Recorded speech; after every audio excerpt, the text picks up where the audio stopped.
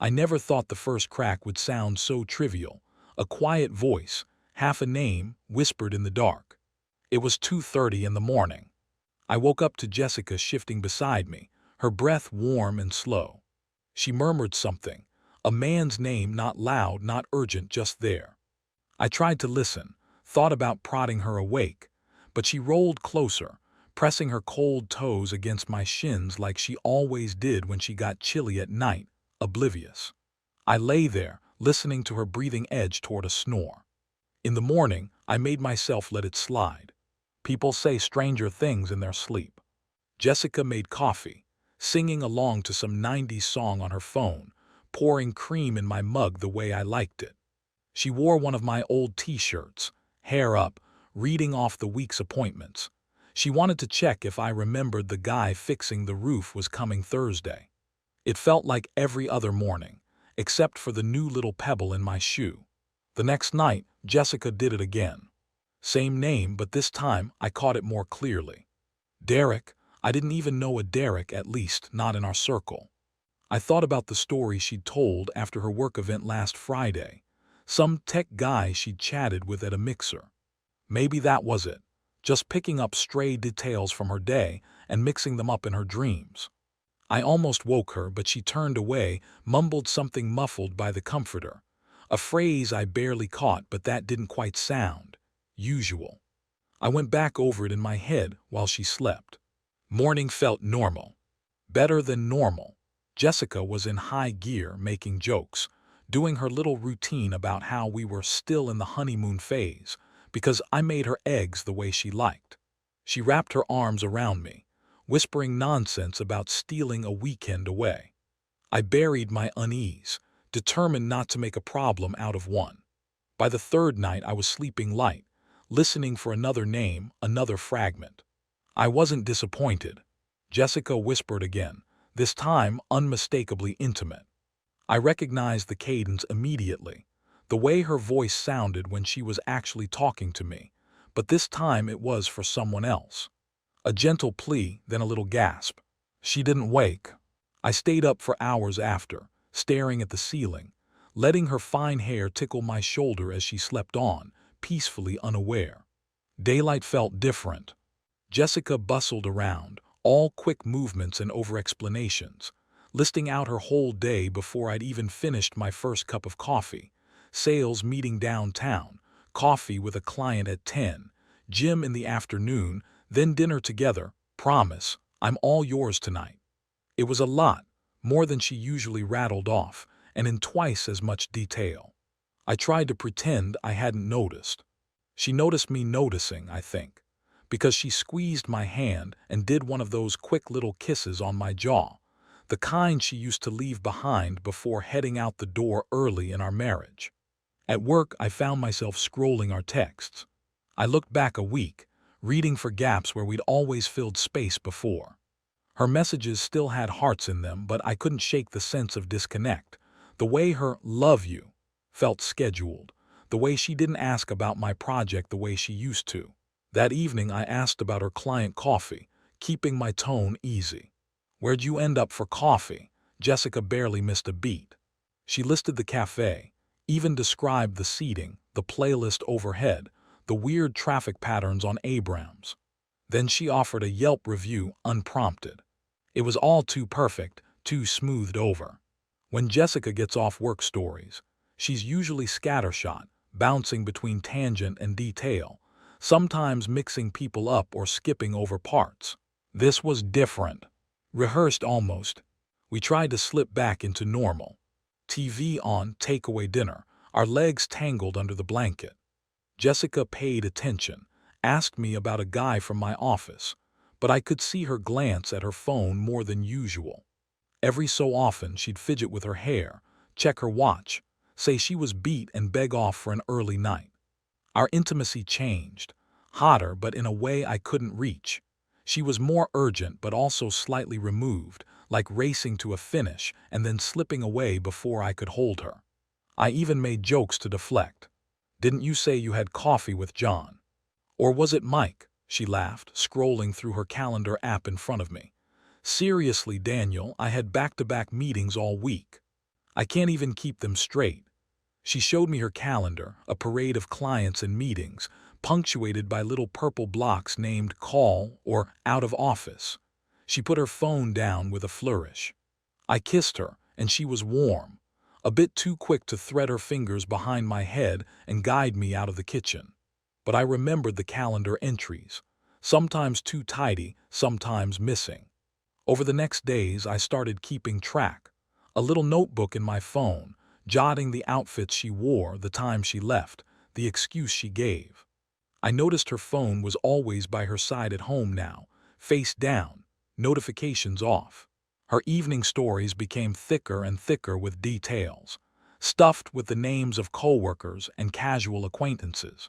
If I asked about anything, what gym class, which client, she'd have a pile of facts ready, sometimes before I finished the question. Once I watched her reply to a text. She tapped furiously, noticed me watching, and smiled wide. Just dealing with end-of-quarter madness. I swear I'm going to throw this phone in the trash one day. She tossed the phone face down again, kissed my forehead, and retreated to the shower. 15 minutes later she returned, skin-pink hair wrapped up, cheerier than before. I tried to hold the center, to take her out, suggest a dinner date like we used to have on Fridays. She seemed eager, dressing up, but as soon as I made a playful comment about silencing our phones, she started fiddling with her napkin. Halfway through the dinner, she excused herself, and in the bathroom, I imagined her texting. When she came back, her smile was stretched tight. She asked me twice about the same story from last weekend. She laughed too long at my jokes, and when I tried to talk about bigger things, the trip we'd always talked about, or maybe that new home improvement, we pivoted back to her day, or the way life just gets busy sometimes, doesn't it? I kept thinking about the name she whispered in bed. Derek. It bugged me until I searched LinkedIn, then Jessica's work event photos. There was a Derek from a competing firm, a guy she'd mentioned just once long ago after a networking happy hour. I remembered she'd come home bouncy, breezy, eager to spill every moment. I'd chalked it up to free Chardonnay and her love of new people, not thinking twice when she paused before telling the story, or when she recounted it a little differently the next morning. I wanted hard facts. I convinced myself certainty would be better than this fog of half-truths and self-doubt. I found a private investigator online. I felt cold, detached as I typed out the details. Jessica's rough schedule, Derek's full name, places they tended to meet. I paid by credit card, feeling like both a coward and a man finally taking control. That night Jessica sent little hearts and exclamation marks by text, right on schedule, and it felt mechanical. I texted back, "Love you too, home soon." I was already imagining proof in my hands. The reports came in days later, a stack of evidence. Photos, locations, time logs. There she was, my wife, at some nameless cafe with Derek. Lunches that stretched to 2 hours, sometimes both getting into his car after.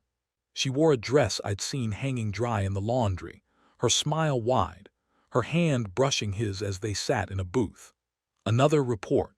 Jessica entering an office building, her coat swinging, Derek waiting inside. The private investigator sent maps, breakdowns of text traffic. Her phone, on those days, was less active with me but more so overall. I started keeping their overlaps on a spreadsheet I'd never show anyone. Back home, Jessica upped her energy, like she could sense my mounting distance. She described the gym in dizzying detail. Names of trainers and other regulars, down to the time she left, which machines she used. I offered to join one day, just as a lark. "You'd be bored," she said, smiling too brightly. "Anyway, I'm thinking of switching to the morning class." That shook things up. Jessica started setting her alarm early, tiptoeing through her shower so quietly I sometimes didn't wake up. She left updates by text. "Insane traffic, pit stop for coffee. Wish you were here for this boring staff meeting." Her daytime detail was endless. It almost made questions impossible, as if the story was so thickly spun I couldn't even find the right entry point for doubt. I tried other ways in, planning a weekend trip, inviting friends over, cooking a dinner she'd always wanted to try. She agreed, sometimes gleefully, but I noticed a heaviness, a kind of windedness, like each yes was a load she had to shoulder. Sometimes I caught her texting during quiet moments, her gaze flickering away. When I brought up old memories, she smiled and nodded, but her eyes didn't light up, not in the way they once had, when it was just us and the world felt small and protected. On rare nights, Jessica seemed almost painfully present.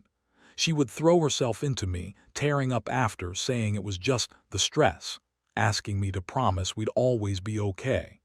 I'd hold her quietly, not quite able to reassure her with the same warmth. Every gesture felt overdetermined, too loaded, weighted with something I couldn't name out loud. Her stories started showing their cracks. One night she walked in late, wearing a new blouse. I pointed it out. She laughed a little too high. I just found it on break, a crazy sale. I made a joke, guess I should check the receipt for proof. She doubled down, you're ridiculous. Next morning the price tag fell out of her purse, a boutique not near the cafe she'd named. I didn't press her then, but I couldn't forget it. When the private investigator mentioned her supposedly going to a happy hour with coworkers, I tested her. I asked who was there. She reeled off 4 names, described the bar's mural, told an anecdote about a waiter. Later I checked her friend's social media. No evidence of any outing that night. I let it go, keeping the contradiction in my mental tally. Our evenings blurred between attempts at normal and these awkward moments, where Jessica tried to outrun my questions, sometimes beating me to the punch by launching into a full retelling of her day before I managed a single query. Other nights she was remote, tired, blaming work stress, begging off for early bed. Our intimacy became fitful. Some nights she pulled me greedily to her, other nights she curled up, silent, rigidly polite. I grew practiced at watching and cataloging, the way I used to at work when troubleshooting, listening for minor tone shifts, tracing the cause of oddities. When Jessica texted me at random intervals, especially affectionate, I tried guessing what the underlying trigger was. Guilt from an encounter, maybe, or relief after not seeing Derek. It became a private, bitter game. I tried once to steer things back. I mentioned seeing a counselor, not because anything's wrong, just for us for maintenance. Jessica bristled, dismissing it with a practiced laugh. We're just in a rough patch. Every couple gets stressed. She pivoted to some new chaos at work, meetings shifting, clients rescheduling, everything too hectic to pin down. Her explanations tied themselves in knots. The more I asked, the deeper she loaded the stories with detail, until I felt I was talking through fog. Then more contradictions. One week she insisted a client dinner was at a steakhouse, but a random receipt in her bag said otherwise. A small ramen place nowhere near the steakhouse. When I questioned it, she shrugged. I must have mixed up my weeks. It's all a blur. At home, she ate less, pushing food around, glancing at her phone mid-bite, apologizing without really saying what for. From the pie, the information became unmistakable. Lunchtime visits to Derek's apartment now appeared in the logs. Time-stamped photos of Jessica arriving, entry logs, GPS matches. The names on her calendar turned into blank blockings on days she'd been with him. I saved every file, every screenshot. I started to notice the physical shifts. Jessica would come home flushed, energized, sometimes showering immediately, sometimes using a perfume I'd never smelled before. One night I reached to rub her neck. She flinched, mumbling she just showered and didn't want to mess up her hair. Minutes later she was amorous, clinging and desperate, then sighing herself to sleep, murmuring, once again, a name and phrase I recognized better than I wanted to. Fight started sharp, brief. I'd ask a simple question. Jessica would snap, then quickly try to fix it, suggesting a sudden outing or pressing a cup of coffee into my hands. I started turning her down more. She hovered around my desk, bringing snacks, asking questions, remembering my answers too perfectly, repeating them later with oddly rehearsed affection. I started quietly to plan. I copied all the pie's data onto a secure drive. I mapped out her days, her movements, cataloging the overlaps between her mood swings and her secret life. I booked us a dinner at her favorite restaurant for our anniversary. She was nervy and excited, fixing herself up with extra care. I suggested we both put away our phones for the night. She laughed, saying she loved the idea, but kept eyeing her phone left in her bag.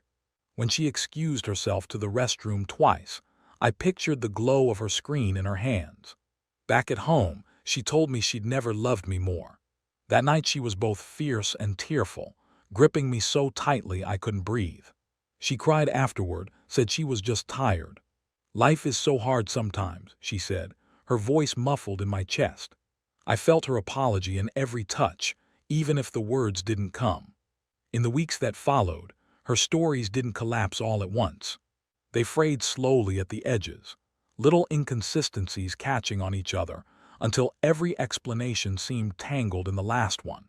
She'd mention a lunch with a client, then later refer to it as a team meeting. She'd swear she had a late workout class, then forget and complain about traffic from the opposite side of town. Names blurred together. Coworkers became clients. Clients became friends from the gym. Dinner reservations shifted locations depending on when I asked. None of it was dramatic enough to confront directly. That was the part that made me feel crazier. Every contradiction came wrapped in just enough confidence to sound plausible if I wanted to believe her. And some nights, sitting across from her while she picked at takeout containers or laughed too loudly at some harmless story, I still wanted to believe her. She noticed every moment I softened. The second my tone relaxed, she'd move closer, touch my arm more often, start talking about vacations again, future plans, repainting the guest room, replacing the patio furniture. It was like watching someone patch cracks in glass, while the whole thing continued splintering underneath. I stopped correcting her when timelines shifted, stopped pointing out inconsistencies. I just listened. The lies had become too layered for even her to keep straight anymore. And somewhere beneath all the explanations, I could feel her exhaustion growing alongside mine. I picked the day carefully. The private investigator had already confirmed the pattern several times, but I kept delaying it, inventing reasons to wait another week, another few days, another conversation that might somehow return us to normal. That morning Jessica moved through the kitchen softly, almost tender with me. She wrapped both arms around my waist while coffee brewed, pressed her cheek between my shoulder blades, asked if I wanted her to pick up food from that Italian place I liked on her way home. Her voice kept catching slightly, like she was trying too hard to sound relaxed. At one point, she just stood there holding onto me longer than usual, fingertips tightening against my stomach. I remember thinking she either knew I was slipping away from her, or she was trying to convince herself I was. She kept talking about dinner plans while packing her bag, little ordinary details about candles she wanted to light on the patio, a movie we hadn't finished yet, whether we still had wine left from our anniversary dinner. The normalcy of it made me hesitate all over again. For 10 straight minutes I almost called the private investigator and canceled everything. But then her phone buzzed across the counter. She lunged for it too quickly, face tightening before she smoothed it back out again. "Work," she said automatically, already turning away from me. Something in me settled after that. Not anger, not even heartbreak anymore. Just a dull certainty. I waited until she left, sat alone at the kitchen table staring at the untouched second cup of coffee she'd poured for me, then watched the live updates from the private investigator until it was time to drive. The apartment looked exactly how I imagined these situations always look, clean in a deliberate way, expensive candles burning even though it was daytime, blankets folded too neatly over the couch. Derek answered first. The shock on his face lasted maybe half a second before Jessica appeared behind him barefoot, wearing one of those oversized shirts she always slept in at home. Everything slowed down after that. Jessica froze so completely, I could actually hear her breathing change. Her hand went to her mouth automatically, eyes darting between me and Derek like she was trying to calculate which version of reality she was standing inside now. I remember how ordinary the room felt despite how badly my chest hurt. Television paused, water glass on the coffee table. One of her hair ties looped around Derek's wrist beside a set of keys. I had spent weeks imagining rage, screaming, some dramatic release. Instead, I felt detached, almost clinical. I laid everything out quietly. Dates, hotel records, photos, timelines, all the hours she thought existed outside my vision. Jessica kept shaking her head before I'd even finished sentences, whispering, "Please," over and over under her breath like the word itself could stop reality from landing. Derek barely spoke. He backed away slowly toward the kitchen. Once he realized this wasn't going to become a fight he could control or talk his way out of. Jessica reached for my arm at one point, and I instinctively stepped back. I still remember the look that crossed her face then, not guilt exactly, more like the sudden realization that the version of me she'd relied on for years was gone now, and she didn't know how to reach the person standing in front of her anymore. The drive home felt longer than it actually was. Jessica cried almost the entire time, but unevenly. Moments of sobbing followed by frantic attempts to explain everything before the next wave hit her again. She kept trying to build a version of events that would somehow sound survivable if she arranged the details carefully enough. She said she'd been unhappy, then immediately took it back. Said it wasn't serious, then admitted it had been going on for months. She tried calling it emotional confusion, loneliness, stress, self-destruction, cycling through explanations faster than I could even respond to them. At one red light, she grabbed my wrist hard enough to hurt and whispered, "Please don't leave me over this," with this raw panic in her voice that finally sounded completely real. But by then something inside me had already gone still. Back at the house, I moved mechanically, pulling important papers from drawers, grabbing clothes without really looking at them.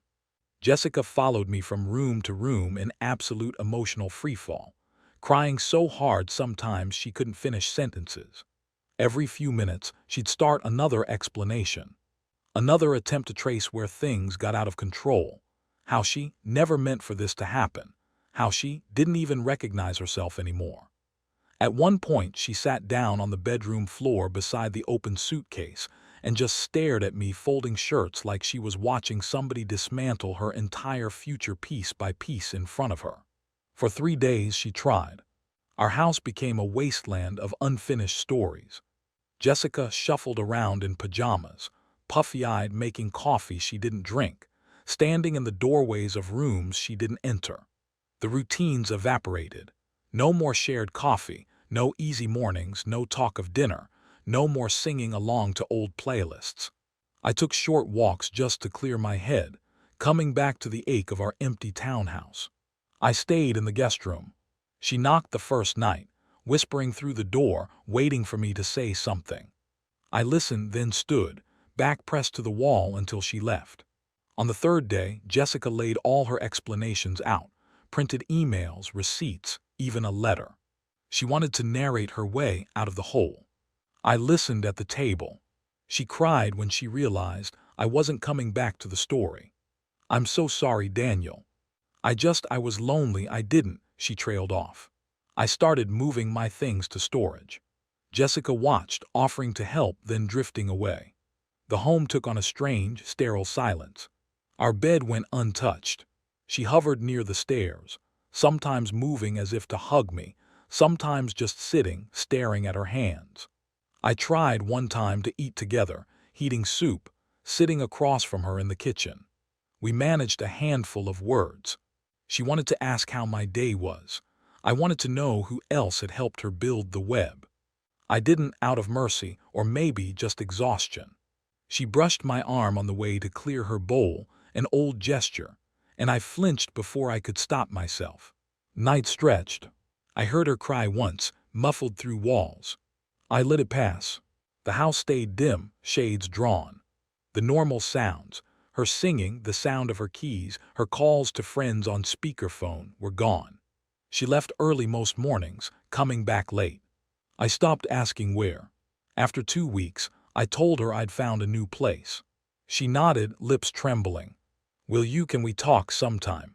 When you're ready, I said, maybe. It was the only honest word left between us. Packing the last of my things, I found one of Jessica's old shirts, the one she used to sleep in on weekends, back when we still laughed in the morning. I almost left it behind, but stuck it at the bottom of the box. Jessica watched me from the doorway, eyes shining with tears she didn't bother to hide. She didn't try to build another story, finally. I think she knew the script was over. The townhouse was almost silent when I left. I took a last look at our bed, rumpled, empty. The kitchen with her mug out, best wife ever in pink script, now mocking and sad. As I locked the door, I heard her footsteps in the hallway, slow and tired. Life after was plain, smaller, quiet. I made breakfast for myself. I didn't check my phone for proofs or stories. I relearned what it was to have space, to let weeks go by without cataloging someone else's patterns. Some nights I almost missed the drama or her voice through the walls in the dark, but mostly I felt the return of something I'd lost, a steady, unmuddled calm. I set new routines. I bought clean sheets. I stopped tracking stories. I never heard another name in my sleep. I only heard, in the end, the silence that both of us had been fighting to avoid all along.